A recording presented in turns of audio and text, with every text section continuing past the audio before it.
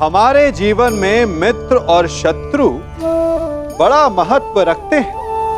यदि गंभीरता से सोचा जाए तो ऐसा कोई क्षण नहीं जब हम अपने मित्रों के बारे में ना सोचते हो या फिर अपने शत्रुओं के बारे में। हमारा हर कार्य या तो हमारे मित्रों के हित के लिए होता है या फिर हमारे शत्रुओं के अहित के लिए। हम हर स्थान या तो अपने मित्रों के साथ होते हैं या फिर अपने शत्रुओं के साथ। कोई नहीं चाहता कि उनका शत्रु प्रसन्न रहे। हर कोई अपने शत्रु को नष्ट कर देना चाहता है और ऐसा करने के लिए वो हर संभव प्रयास करता है। उसे आर्थिक, मानसिक और शारीरिक हानि पहुंचाने का प्रयास करता है। परंतु यदि मैं आज आपको ऐसा मंत्र सिखाऊं जिससे आप अपने शत्रु को सदा के लिए नष्ट कर दें तो, और वो मंत्र है मित्र बनाना। अपने सभी शत्रुओं को अपना मित्र बना लीजिए और आपके सारे शत्रु स्वतः ही समाप्त हो जाएंगे। परंतु नियम अनुसार तुम उस पर ब्रह्मास्त्र का संधान नहीं कर सकते जिसने तुम पर से साधा हुआ ब्रह्मास्त्र लौटा लिया हो अश्वत्थामा। अब तुम इस अस्त्र का संधान अर्जुन पर नहीं कर सकते अश्वत्थामा। तुम्हें इसका संधान अब किसी और दिशा में करना होगा।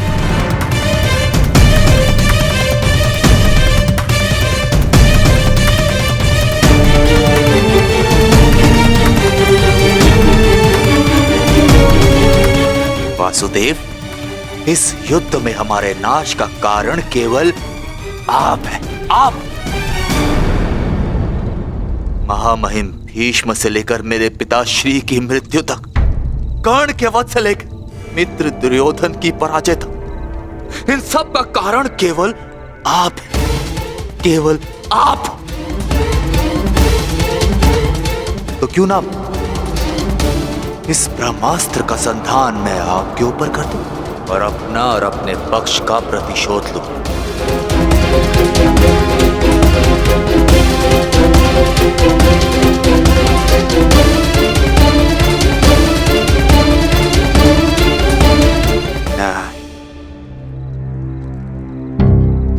नहीं वासुदेव, नहीं।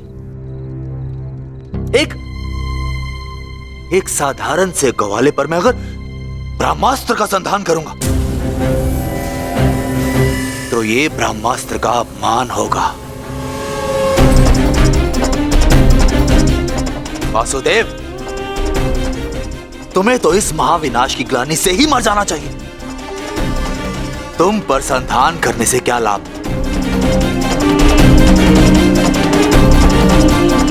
ज्येष्ठ भ्राता युधिष्ठिर, क्यों ना मैं इस ब्रह्मास्त्र का संधान तुम पर करूं?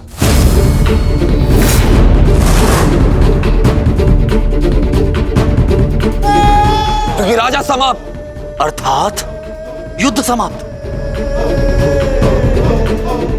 इस एक अस्त्र से मैं इस युद्ध का परिणाम बदल सकता हूं। तुम्हारे प्राण लेकर भ्राताश्री, परंतु नहीं, क्योंकि जिस मित्र दुर्योधन के लिए हमने ये युद्ध लड़ा वो अपने जीवन का युद्ध हार चुका। इसीलिए इस युद्ध और इस विजय का कोई अर्थ ही नहीं है। भ्राता भीम, गदाधारी भीम, क्यों ना इस ब्रह्मास्त्र से मैं तुम्हारा संहार कर दूं? क्योंकि तुमने मेरे पिता के साथ छल किया और बड़ी निर्दयता से मेरे पिता का अंत करवाया।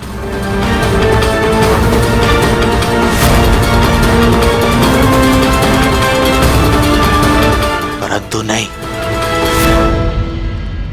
बताइए वासुदेव कि मैं इस ब्रह्मास्त्र का संधान किस पर करूं? उत्तर दीजिए वासुदेव, उत्तर दीजिए।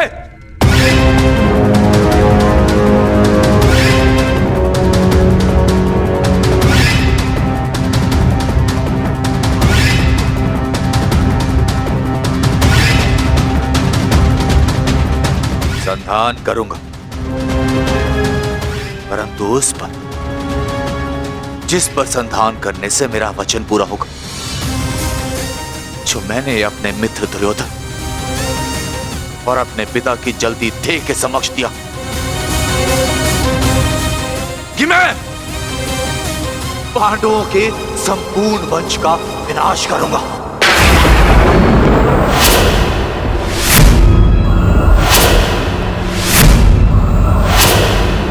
मैं द्रोण पुत्र अश्वत्थामा ये कामना करता कि मेरा ये ब्रह्मास्त्र गिरे उत्तरा के गर्भ पर,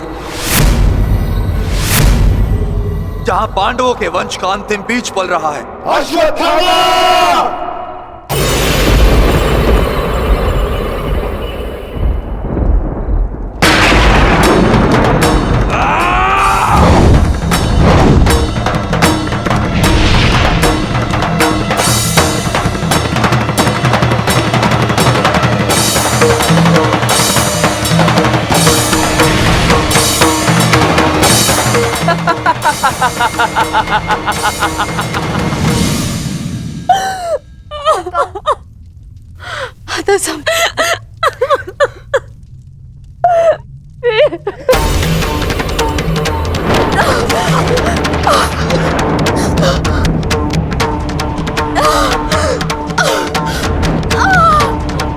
क्या हुआ पुत्री, तुम ठीक हो ना? पता नहीं माता, ऐसा लग रहा है जैसे किसी ने मेरे घर पर प्रहार कर दिया हो।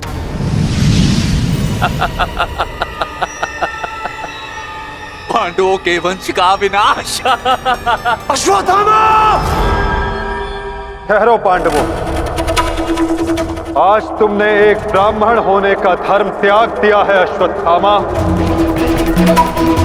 अपने इस दुष्कर्म के कारण आज तुम ब्राह्मण नहीं रहे, अपितु एक राक्षस बन गए हो।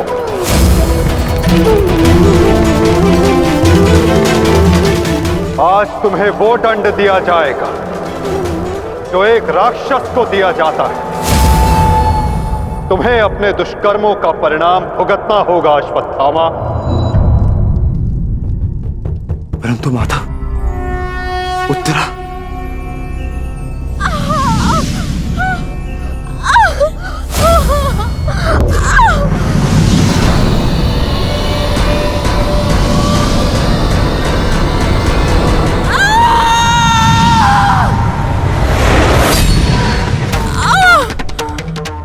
ब्रह्मास्त्र उत्तरा के गर्भ में प्रवेश कर चुका है पार्थ।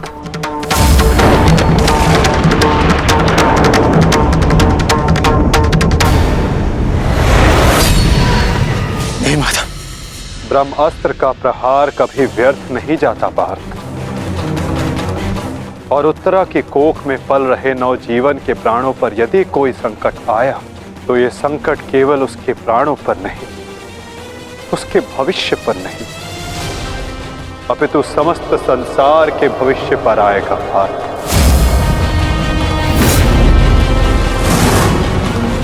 ये इस युग का अंत कहलाएगा पार्थ, अपितु इस नवजीवन की सुरक्षा करना आवश्यक है। धर्म के रक्षण के लिए इस नवजीव का जीवित रहना आवश्यक है पार्थ।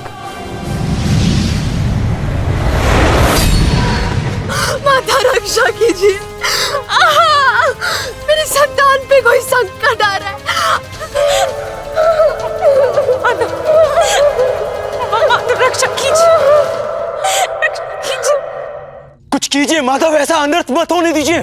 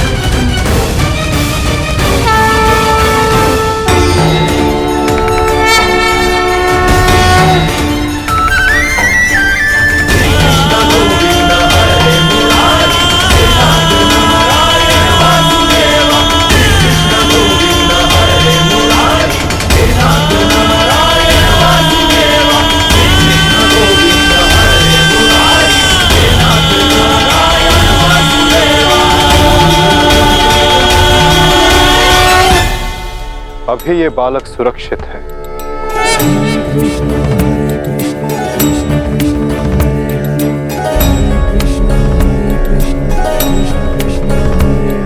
किंतु ब्रह्मास्त्र रूपी काल अभी भी इस पर घात लगाए बैठा है।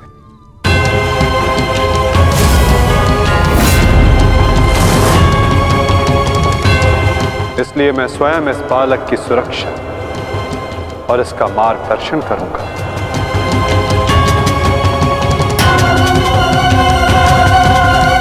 परंतु इस अद्भुत बालक की परीक्षा की घड़ी तो अब प्रारंभ हुई है। एक योद्धा की भांति इस बालक को इस संसार में जन्म लेना होगा, जो धर्म के मार्ग को प्रशस्त करेगा। एक योद्धा इस संसार में आने के पश्चात युद्ध लड़ता है, किंतु इस बालक को जन्म लेने के लिए संघर्ष करना होगा और जीवन की ये परीक्षा इसे स्वयं देनी होगी।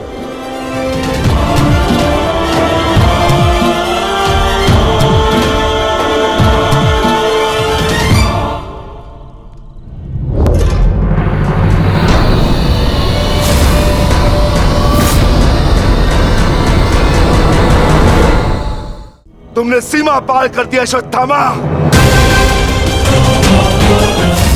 अब मैं तुम्हें जीवित नहीं छोड़ूंगा। सच्च हो जा मरने के लिए अश्वत्थामा।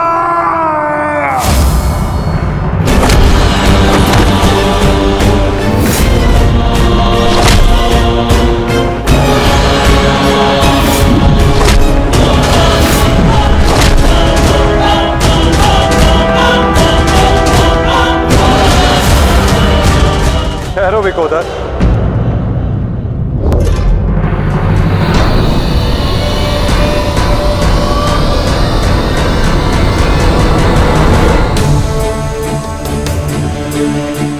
अश्वत्थामा तुम्हारा गुरु पुत्र है और जन्म से एक ब्राह्मण भी। इसकी हत्या का पाप तुम अपने सर पर ना लो विकोदर।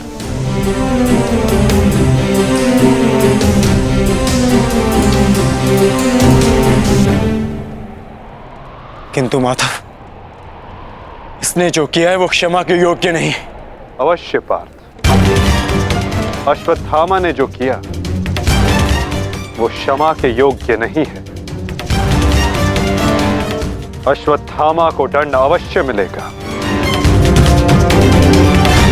ऐसा दंड कि आने वाला संसार सदा स्मरण रखे कि मूर्खता और खीज में किया गया कर्म सदा विनाशकारी सिद्ध होता है।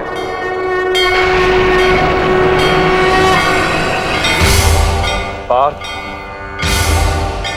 अश्वत्थामा के मस्तक की मणि निकाल।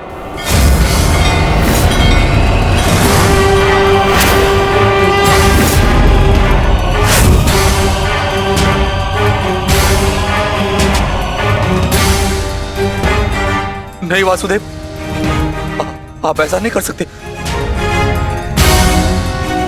देना है तो मुझे मृत्यु दंड दीजिए वासुदेव, परंतु ऐसा मत कीजिए। तुम वीर गति पाने के योग्य नहीं हो अश्वत्थामा। तुमने जो किया है उसका दंड तुम आजीवन भुगतोगे।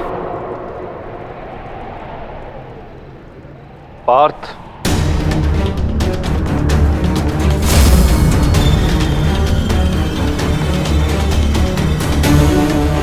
रुक जाओ अर्जुन, मैंने कहा मेरे पास मत आओ, रुक जाओ।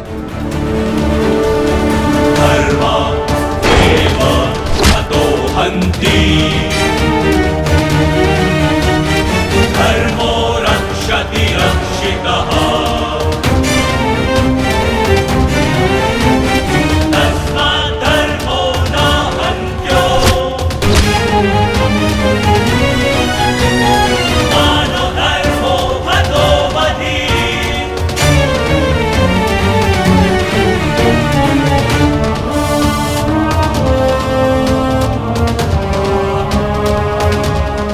अर्जुन नहीं नहीं अर्जुन धर्मो रक्षति रक्षितः नहीं अर्जुन नहीं अर्जुन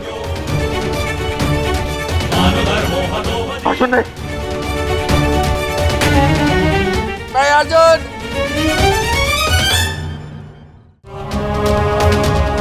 अर्जुन नहीं नहीं अर्जुन धर्मो रक्षति रक्षितः नहीं अर्जुन नहीं अर्जुन मानधर्मो हतो अर्जुन नहीं वासुदेव क्षमा कर दीजिए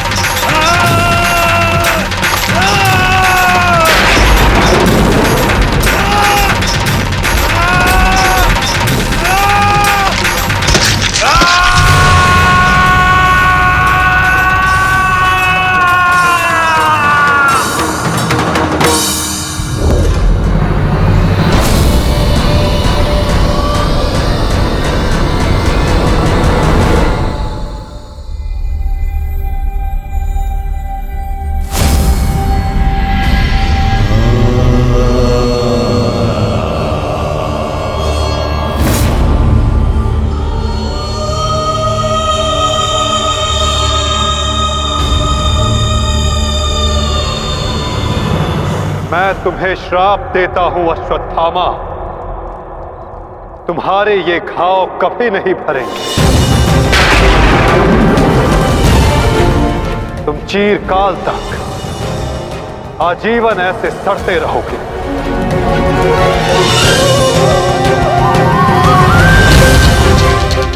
ये घाव लिए तुम जीते रहोगे अश्वत्थामा, और कलयुग तक समस्त संसार को संदेश दोगे कि पाप का भार असहनीय होता है।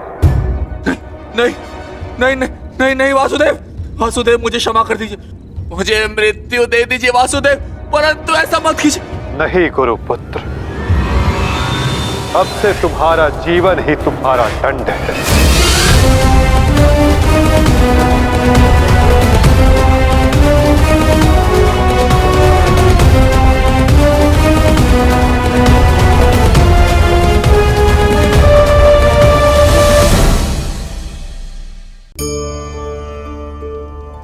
मैं क्या कर रहा हूं? मैं दिए प्रज्वलित कर रहा हूं ताकि अंधकार को मिटा सकूं। अब आप कहेंगे कि इसमें कौन सी बड़ी बात है ना? परंतु इसमें महत्वपूर्ण बात समझने के लिए यह है कि मैं क्या नहीं कर रहा हूं, और मैं अंधकार नहीं कर रहा हूं, क्योंकि अंधकार को मिटाने के लिए प्रकाश का अस्त्र तो उठाना ही पड़ता है। बुराई को बुराई से नहीं, अच्छाई से जीता जाता है। अन्याय को अन्याय से नहीं, न्याय से लड़ा जाता है। क्रोध को क्रोध से नहीं, क्षमा का साथ लेना होता है। ठीक उसी प्रकार एक लोहा लोहे को काटता है, परंतु एक ठंडा लोहा ही गर्म लोहे को काट सकता है। इसलिए यदि आपको अपने जीवन में विजयी होना है तो अपने शस्त्रों को, अपने अस्त्रों को सोच समझ कर उठाइए, क्योंकि एक अनुचित सोच परिणाम पर भारी प्रभाव डाल सकती है। मैं तुम्हें श्राप देता हूं अश्वत्थामा, तुम्हारे ये घाव कभी नहीं भरेंगे। तुम चीरकाल तक आजीवन ऐसे सड़ते रहोगे। ये घाव लिए तुम जीते रहोगे अश्वत्थामा, और कलयुग तक समस्त संसार को संदेश दोगे कि पाप का भार असहनीय होता है। नहीं नहीं नहीं नहीं नहीं वासुदेव, मुझे मृत्यु दे दीजिए वासुदेव, परंतु ऐसा मत कीजिए। नहीं गुरुपुत्र, अब से तुम्हारा जीवन ही तुम्हारा दंड है। ये क्या हो गया विदुर? ये क्या हो गया? एक भूल के कारण मेरा समस्त वंश समाप्त हो गया विदुर, समाप्त हो गया। यदि उस सभा में मैंने अपने पुत्र को रोका होता तो आज मेरे सभी 100 पुत्र जीवित होते।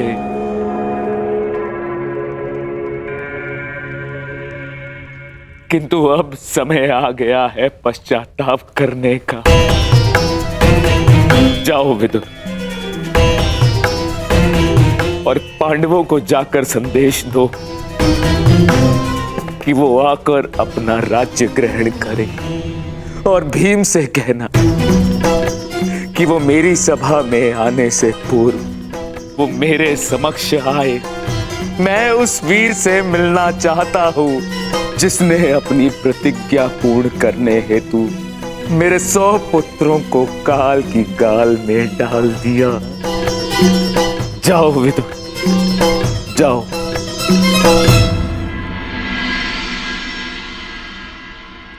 महाराज धृतराष्ट्र की आज्ञा का पालन अवश्य होगा महात्मा विदुर। कल पांडव उनके समक्ष अवश्य प्रस्तुत होंगे।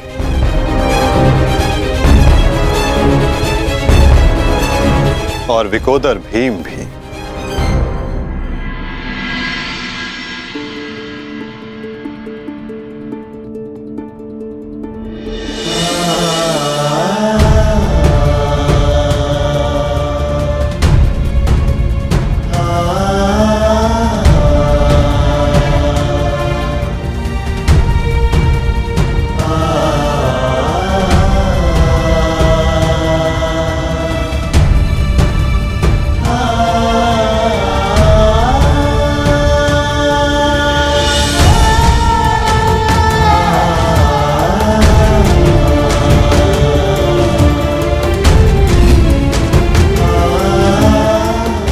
कल्याण हो पुत्रों।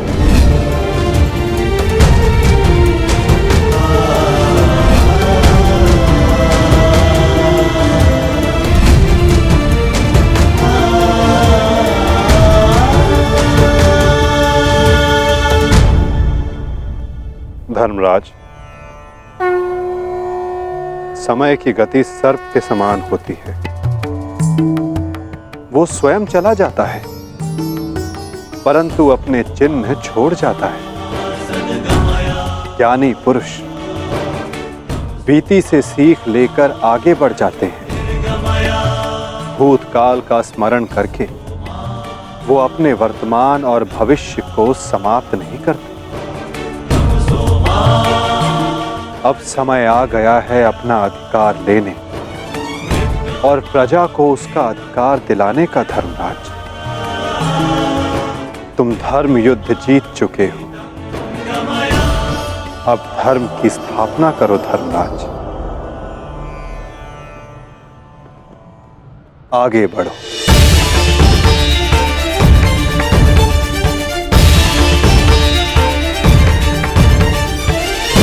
क्षमा क्षमोस्तेयम् शौचमिन्द्रिय निग्रहः। क्षमा क्षमोस्तेयम् शौचमिन्द्रिय निग्रहः। निर्विद्या सत्यं क्रोधो दशकं धर्मलक्षणम्। स्वागत है सम्राट। महाराज धृतराष्ट्र आप सभी की प्रतीक्षा कर रहे हैं।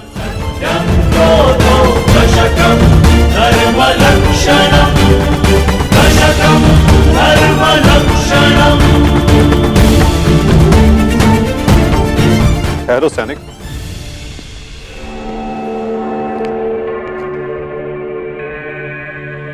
मुझे युवराज दुर्योधन का कक्ष देखना है। आइए वासुदेव।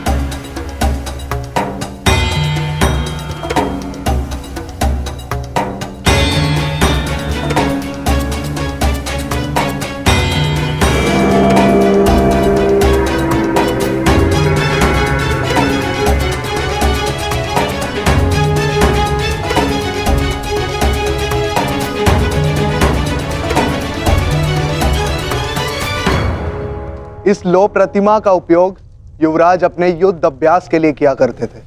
किंतु ना अब दुर्योधन शेष है, ना युद्ध।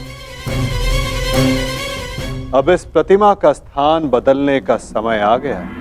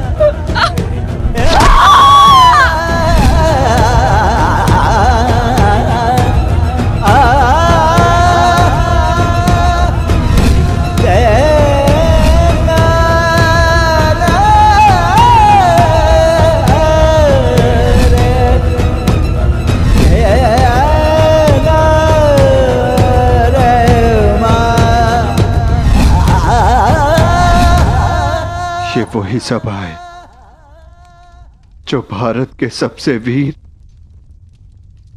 और महान महारथियों से सजी रहती थी, और आज ये रिक्त है। वो एक अशुभ दिन था, वो एक द्यूत सभा जो मेरे 100 भाइयों और उन सभी महारथियों के विनाश का कारण बनी। 100 नहीं, 101 101 भाई थे भ्राता भीम, कौरव और ज्येष्ठ कर्ण। सारी प्रतिज्ञाएं पूर्ण हो गई। यदि कुछ खाली है तो ये सभा। तुम सब विलाप ना करो।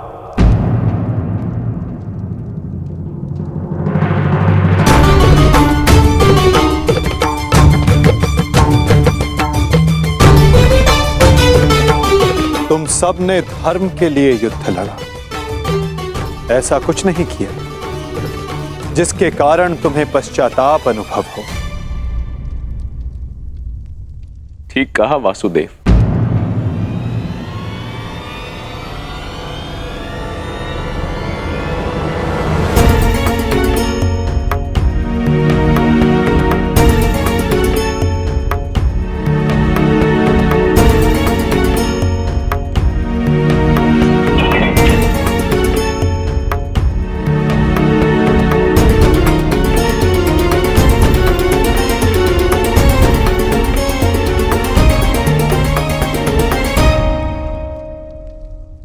पश्चाताप तो मुझे करना चाहिए। एक राजा का कर्तव्य होता है अपनी प्रजा को उन्नति के द्वार तक लेकर जाना,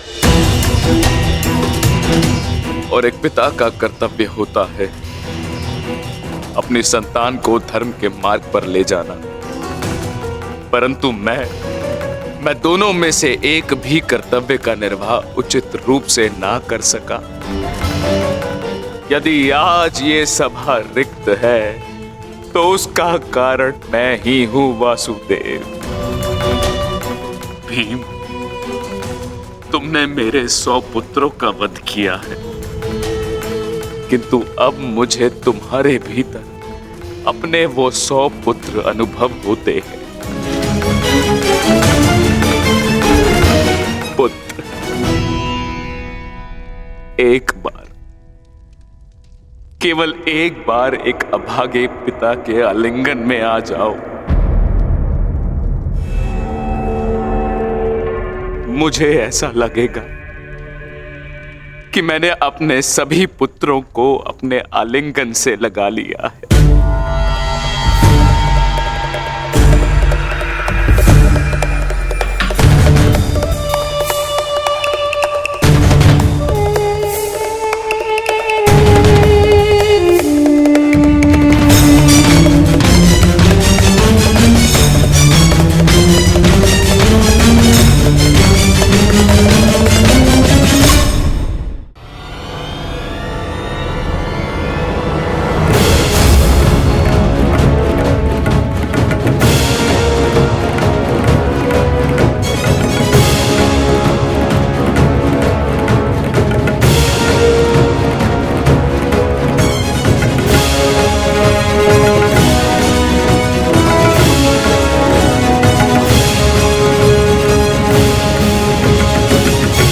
तुम्हारे अंदर 100 हाथियों का बल है ना भीम, और मेरी भुजाओं में भी मेरे 100 पुत्रों का वध करते हुए तुम्हें तनिक भी पीड़ा नहीं हुई भीम? तनिक भी हृदय नहीं कांपा तुम्हारा अपने भ्राताओं का वध करते हुए?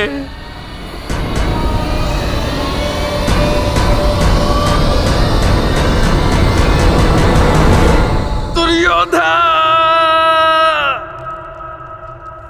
ये तुम्हारे लिए है पुत्र।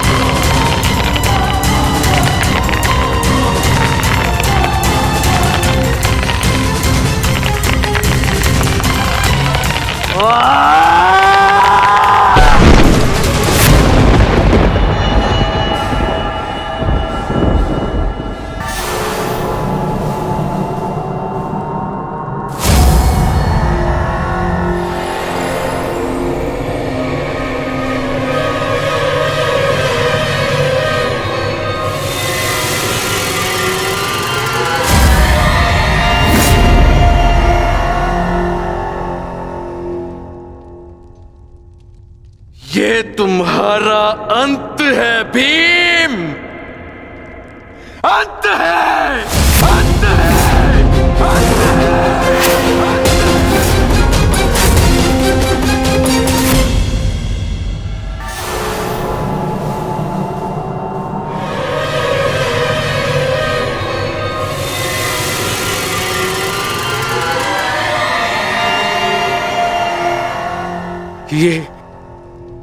ये मैंने क्या कर दिया?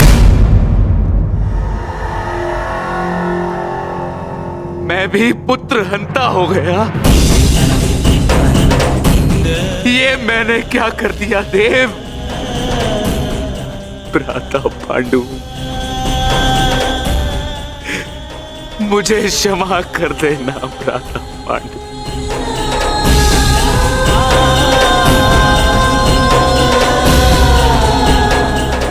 प्रतिशोध की ज्वाला ने मेरे विवेक को हर लिया। क्षमा कर मुझे।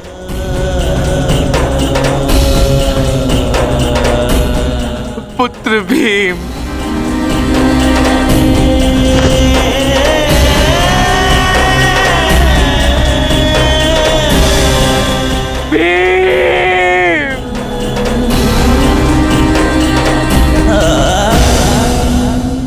आपने उचित कहा महाराज। जब मनुष्य का विवेक हर जाता है तो उसके पांव स्वतः ही पाप की ओर बढ़ जाते हैं। किंतु अभी समय नहीं आया है महाराज कि आप अपने भाई से क्षमा मांगे। आपके पुत्र विकोदर भीम अब भी जीवित हैं।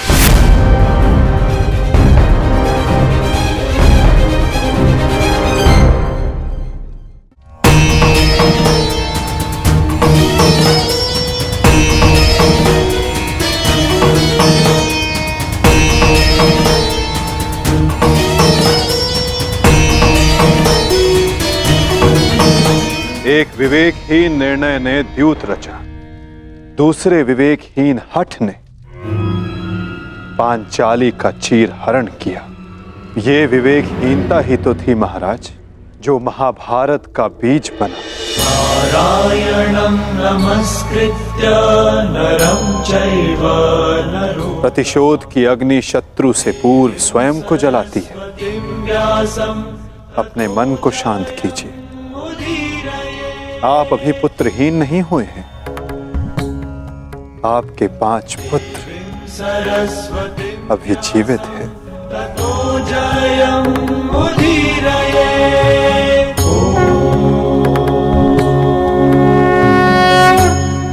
अपने मन की अग्नि को शांत कीजिए। किंतु मेरे मन की अग्नि शांत नहीं होगी वासुदेव।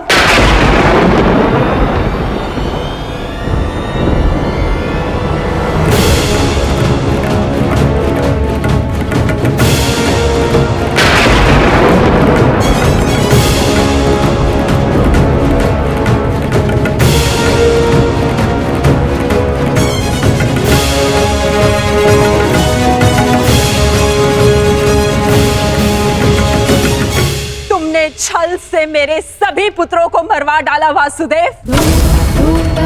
मैंने प्रयास किया कि मेरा एक पुत्र शेष रह जाए, परंतु उस प्रयास को भी तुम्हारे छल ने भंग कर दिया।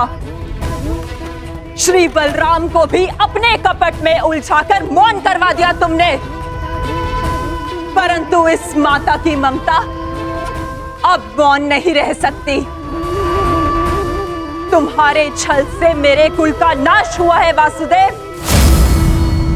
मैं तुम्हें श्राप देती हूं कि जिस प्रकार तुमने मेरे कुल का अंत किया है, उसी प्रकार तुम्हारे कुल का अंत भी होगा।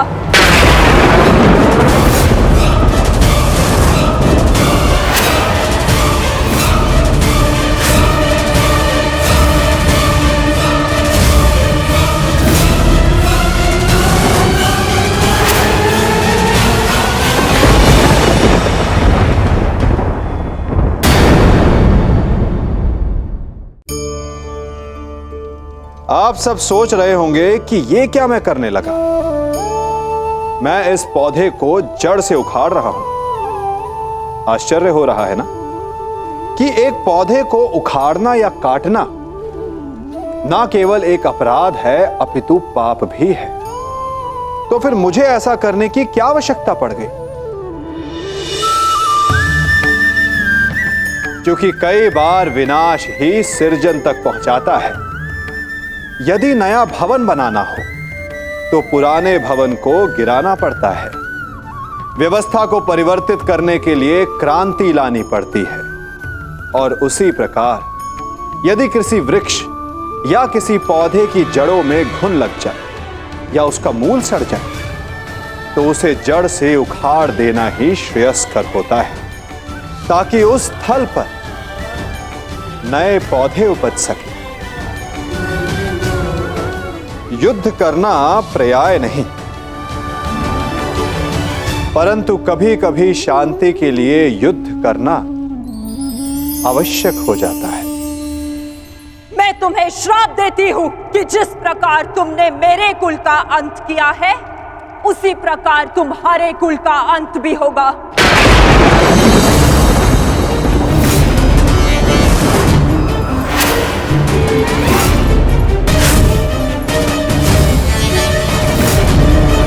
तुम्हारा कुल भी ऐसे ही आपस में लड़कर नष्ट हो जाएगा।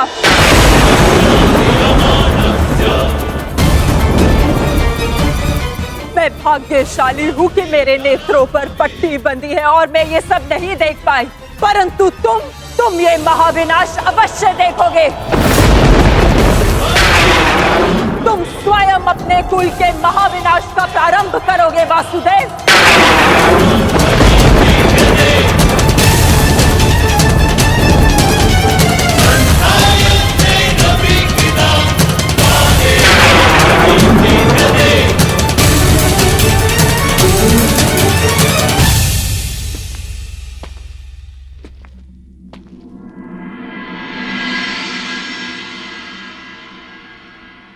जिस प्रकार एक प्रसन्न माता का आशीष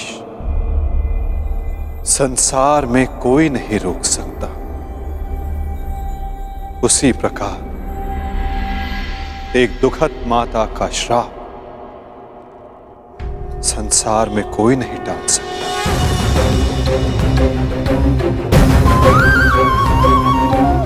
मुझे आपका श्राप स्वीकार है माते।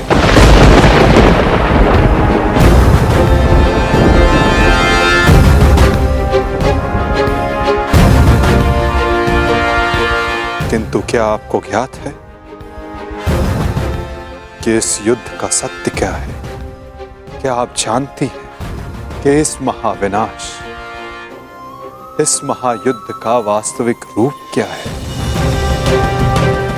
मेरे साथ चलिए माता, उस कुरुक्षेत्र की रणभूमि पर जो इस महाविध्वंस, इस महाभारत की साक्षी बनी है।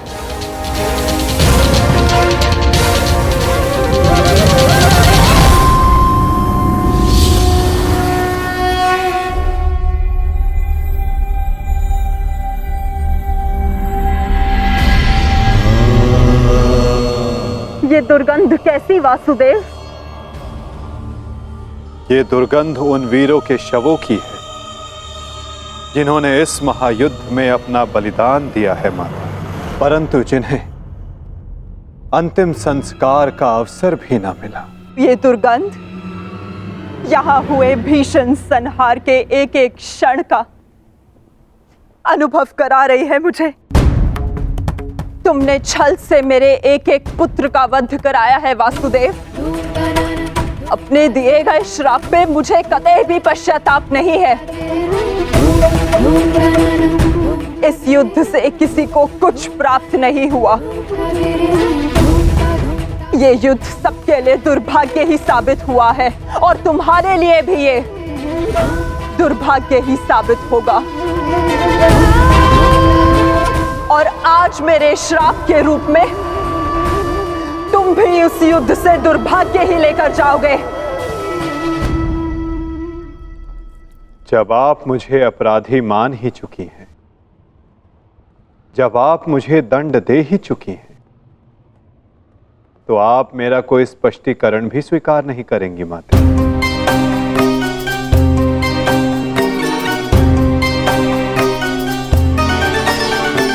परंतु सत्य का भान आपके लिए आवश्यक है माता।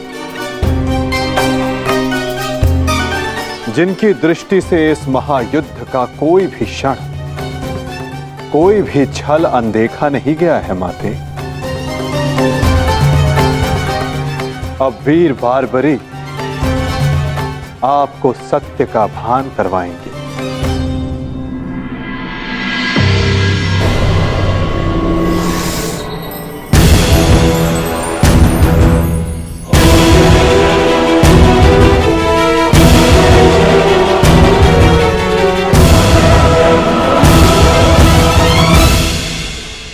अब आपके समक्ष वीर बारबरीक है गांधार पुत्री,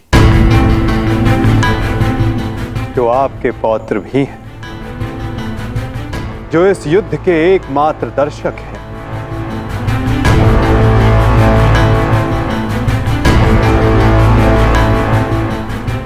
वो बारबरी जिन्होंने अपना शीश दान किया और अमर हो गए।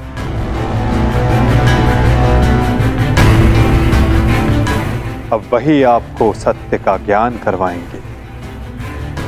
वीर बारबरीक की दृष्टि से इस महाभारत का कोई भी बल और छल अनदेखा नहीं रहा है माता। अब बारबरीक आपको सत्य बताएंगे। पुत्र बारबरीक, तुम स्वयं बताओ, क्या वासुदेव ने छल से मेरे पुत्रों का वध नहीं करवाया है? यदि तुमने इस युद्ध का एक एक क्षण निष्पक्ष होकर देखा है, तो बताओ, कौरव वंश के वट वृक्ष महामहिम भीष्म, जिन्हें इच्छा मृत्यु का वरदान था, क्या वासुदेव ने उन्हें अपने छल से धराशाही नहीं करवाया है? क्या वासुदेव ने द्रोण पुत्र अश्वत्थामा की मृत्यु का छल रचकर आचार्य द्रोण का वध नहीं करवाया है? क्या मेरे पुत्र दुर्योधन की रक्षा कर रहे उसके मित्र कर्ण को छल से नहीं मरवाया है वासुदेव ने? पुत्र दुर्योधन पर युद्ध के नियमों के विरुद्ध जाकर प्रहार किया गया, क्या वो वासुदेव का छल नहीं था? मेरे समस्त 100 पुत्रों के वध का कारण केवल वासुदेव है। क्या ये भी सत्य नहीं है बार्बरिक?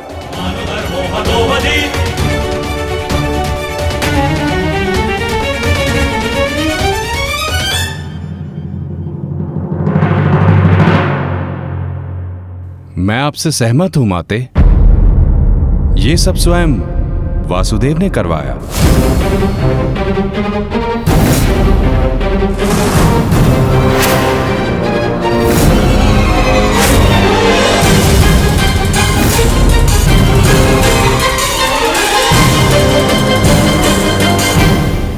परंतु माते, आप किन 100 पुत्रों की बात कर रही हैं? कौन भीष्म, कौन कर्ण, कौन द्रोण और कौन अभिमन्यु? सत्य तो यह है माते कि कुरुक्षेत्र में कोई था तो केवल एक पुरुष, वासुदेव कृष्ण। ना कोई भीष्म, ना कोई द्रोण और ना ही अंगराज कर्ण। जिस पर प्रहार हुए वो वासुदेव ही थे, और जिसने प्रहार किए वो भी वासुदेव ही थे। उनके अतिरिक्त कुरुक्षेत्र में कोई और उपस्थित नहीं था माते। ये तुम क्या कह रहे हो बर्बरिक? इसका क्या अर्थ है? इसका अर्थ शब्दों से नहीं, दृश्यों से समझ आएगा राजमाता।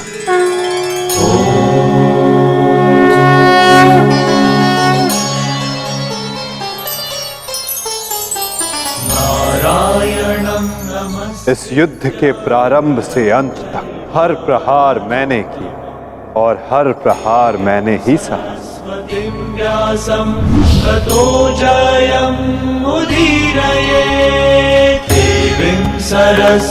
धर्म स्थापना के लिए धनुष, गदा, खड्ग, ये सब मैंने ही उठाए और इन सारे अस्त्रों का हर एक प्रहार मैंने ही सहा।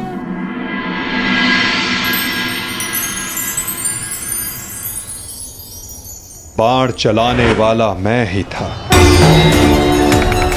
पितामह!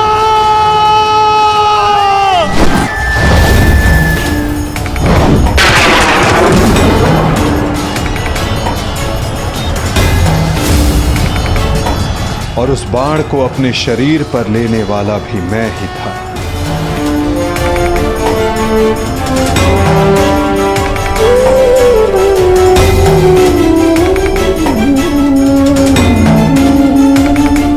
महामहिम भीष्म के रूप में भी मैं ही था और अर्जुन के रूप में भी मैं ही था। और सरशैया पर लेटने वाला भी मैं ही था। अभिमन्यु बनकर चक्रव्यूह मैंने ही तोड़ा।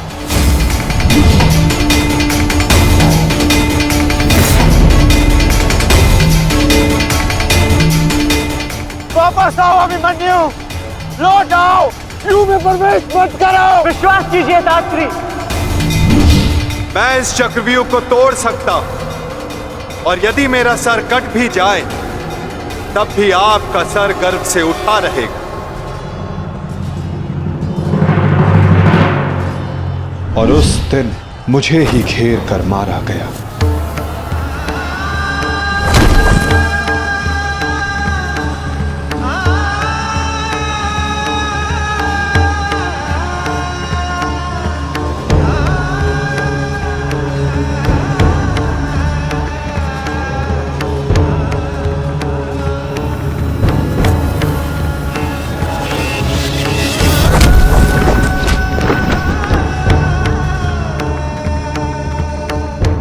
वो मैं ही था जिसने द्रोणाचार्य से कहा कि अश्वत्थामा मारा गया। आपने बिल्कुल सही सुना आचार्य द्रोण। अश्वत्थामा मारा गया। द्रोणाचार्य के रूप में अस्त्र त्यागने वाला भी मैं ही था।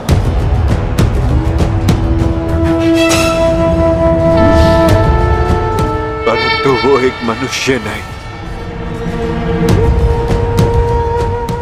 एक हाथी था।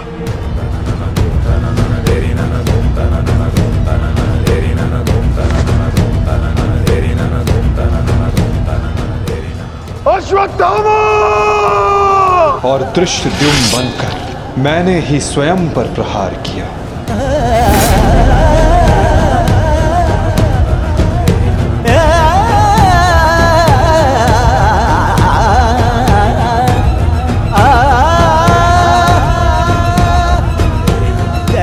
और कर्ण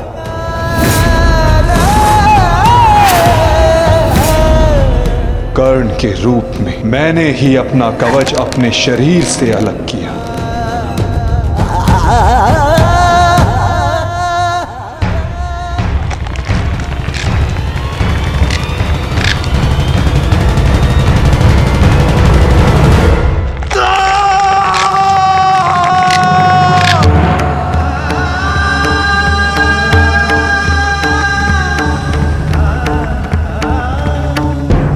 और युद्ध के मध्य में मेरे ही रथ का चक्र धंसा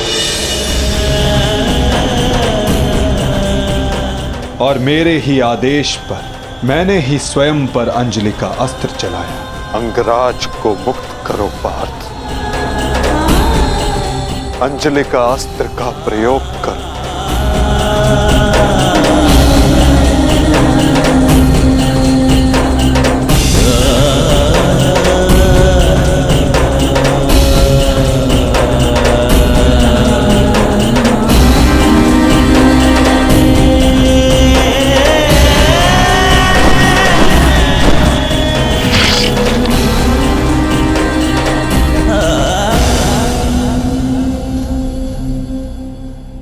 दुर्योधन के रूप में मेरी ही जंघा पर प्रहार करके मेरा ही अंत किया गया।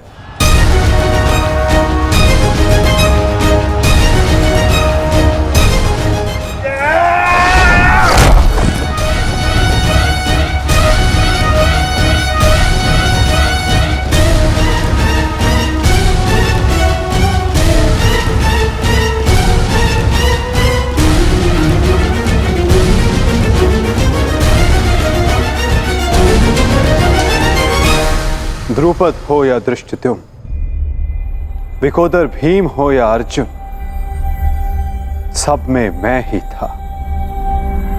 मैं ही विजयी हुआ और मैं ही पराजित हुआ।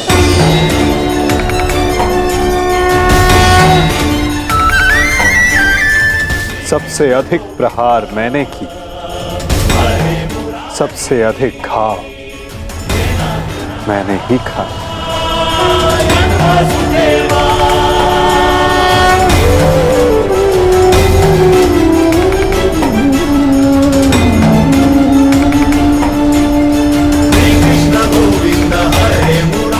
18 दिनों के इस महासंहार हर बार मृत्यु मेरी ही हुई।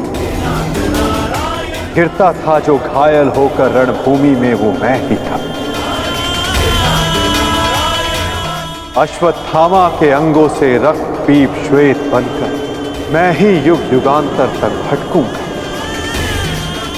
जीवन मैं तो मृत्यु भी मैं ही।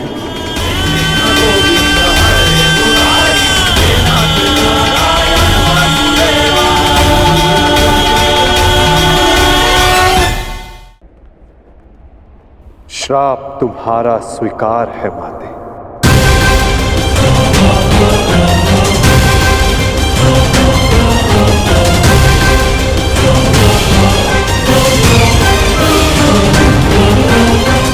परंतु जब सब आपने किया तो ये माया क्यों मेरे वासुदेव? आप सब एक क्षण में ठीक कर सकते थे, तो फिर ऐसा आपने क्यों नहीं किया? फिर उन प्रतिज्ञाओं का क्या होता माते? जो सबने ली थी, उन अपराधों के दंड का क्या होता जो सबने किया? उन कष्टों का पुरस्कार क्या होता जो धर्म ने सहे? उस सीख का क्या होता जो इस युद्ध में हुए हर मृत्यु से मानव जाति को मिले और जो संसार में प्रलय आने तक उनका मार्गदर्शन करेगी?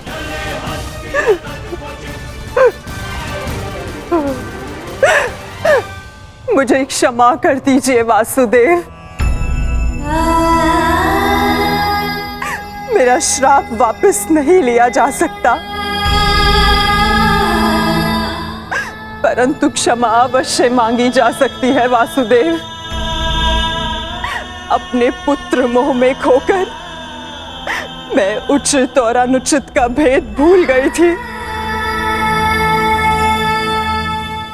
मुझे क्षमा कर दीजिए केशव कि उस हो रहे अधर्म के विरुद्ध ये गांधारी अपने स्वर ना उठा पाए। क्षमा कर दीजिए।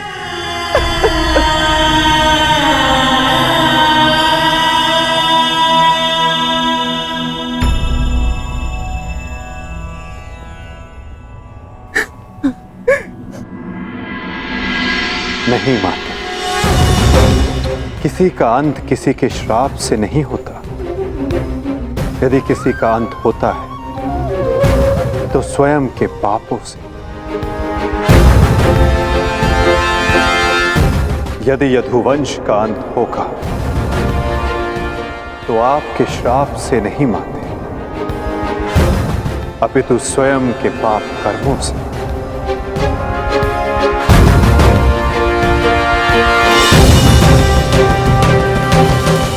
जब जब समाज में अपराध बढ़ेगा, एक महाभारत सामने आएगी। अपने ही अपनों को काटेंगे, कभी कुरुक्षेत्र में तो कभी द्वारका में।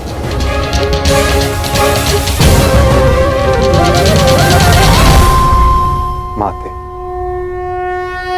यदि आप कुछ करना चाहती हैं